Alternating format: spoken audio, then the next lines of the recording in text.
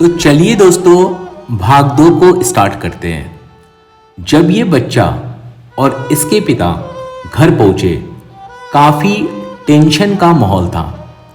कोई भी इस बच्चे से बात नहीं कर रहा था, कोई भाई बहन भी नहीं और इवन इसकी माता भी नहीं। ना इसके पिता ने कुछ खाया था, ना ही इस बच्चे ने। शाम के 5 बज गए थे। वही फिर चाय बना घर पे, जैसा कि हर एक मिडिल क्लास फैमिली में होता है।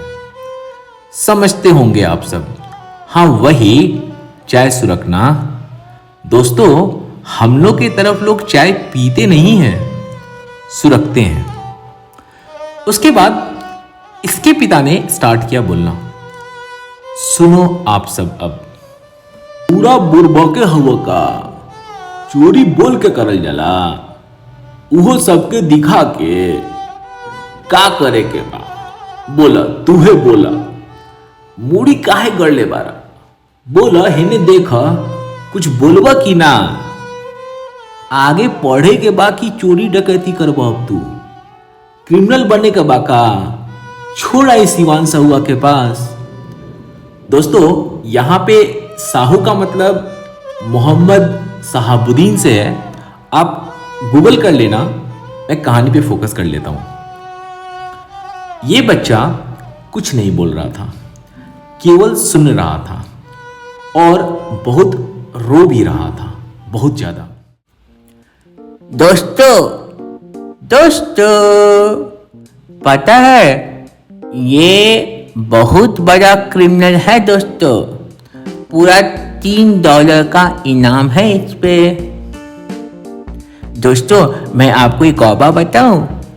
जब ये बच्चा अपने पिता से दांत खा रहा था ना, उस समय पता है वो मनी मन क्या सोचता था? मैं बता दूं आपको दोस्तों, वो मनी मन ये सोचता था दोस्तों,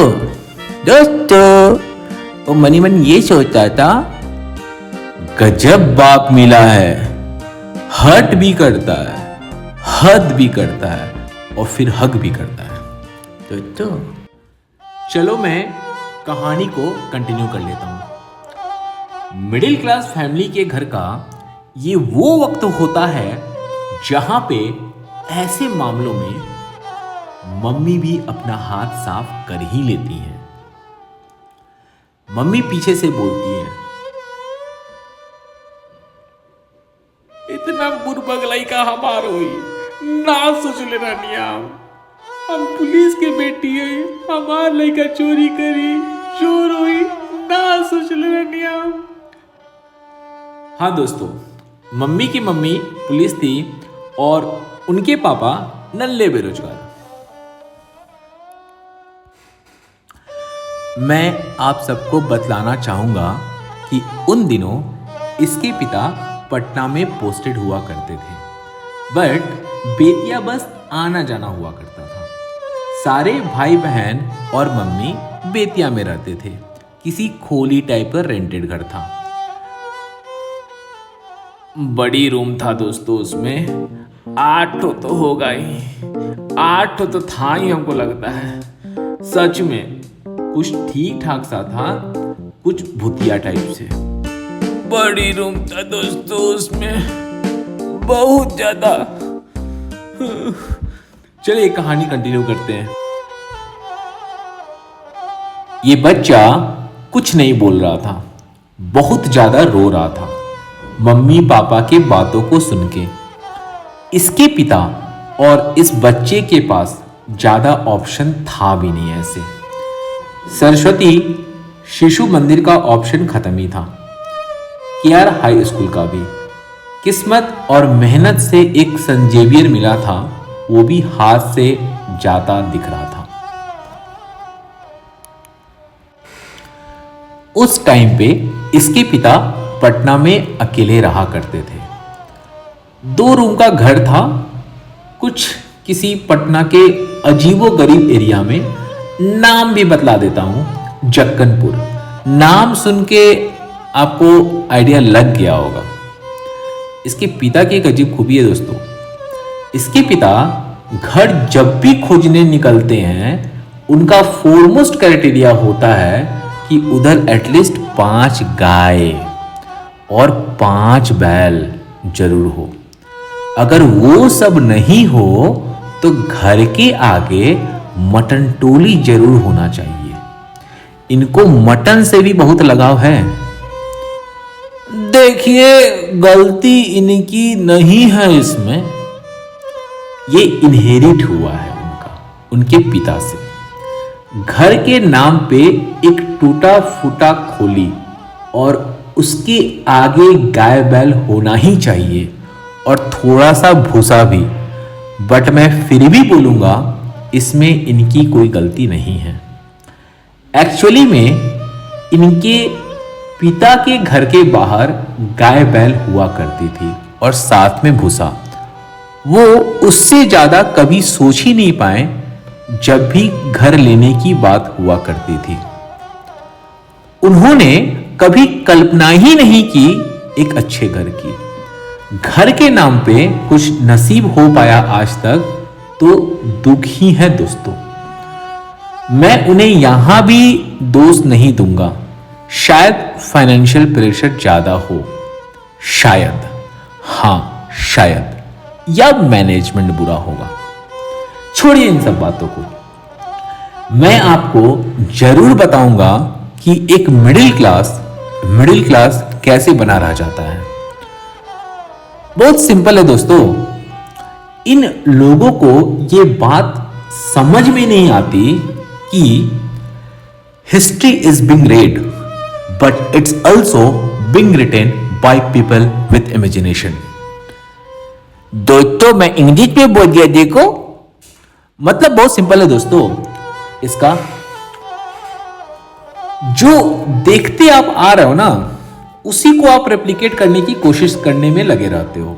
कभी अपने इमेजिनेशन को एक्सप्लोर ही नहीं किया। अगर करोगे तो शायद एक नई हिस्ट्री लिख पाओगे या नई हिस्ट्री बन जाए। मिडिल क्लास के घर का फंडा बहुत सिंपल है, पता है क्या? ज्यादा पैर मत फैलाओ, जितना में बाहर है उतने में रह, ताकि बाद में हम भी मरी और तू हम मरिए साथ में। क्या फंडा है साला ये। कहानी पे आ जाते हैं दोस्तों। सॉरी मैं डिस्ट्रैक्ट हो गया था थोड़ा। शाम हो गई, अंधेरा छा गया। बिना खाए फिर इसके पिता ने इसको एक ऑप्शन दिया अचानक से। वो बोले, बोला का करे के बा, हमारा साथ चल बा। उन्होंने जैसी ये लाइन बोली तैसे इस बच्चे ने तुरंत बोला, हाँ चलेंगे आपके साथ, अभी चलेंगे। कुछ आइडिया नहीं था कि कैसे मैनेज होगा वहां पे। फिर फाइनली डिसाइड हुआ कि पापा, एक सिस्टर और ये बच्चा पटना में रहेंगे और बाकी परिवार बेतिया में। ये सिलसिला 1 साल तक चला। फिर सारे फैमिली पटना शिफ्ट हो गए थे। पापा ने मम्मी को बोला, जब वो बेतिया गए थे कुछ दिन के लिए, वो बोल रहे थे मम्मी को,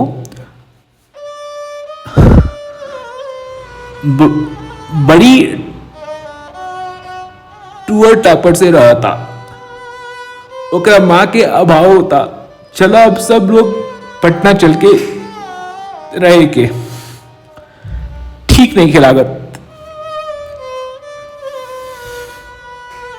दोस्तों यहां गौर करने वाली बात यह है कि ये जो बेतिया से पटना का सफर हो पाया, वो बस इसलिए हो पाया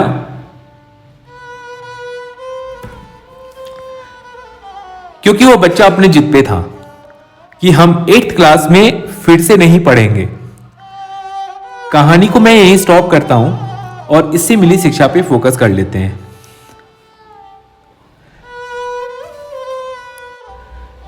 कहानी के इस पार्ट से एक बहुत ही अहम शिक्षा मिलती है दोस्तों। कभी कभी गलत रास्ते भी आपको सही मंजिल तक पहुंचा देती है। दोस्तों इंग्लिश में बोल दूं फिर से? आप बोलोगे तो मैं बोलूंगा। ट्राई कर लूं? आप सब सुनेंगे? मेरी बिल्कुल अच्छी नहीं है, बहुत प्रोनाउंसिएशन मिस्टेक्स होता है।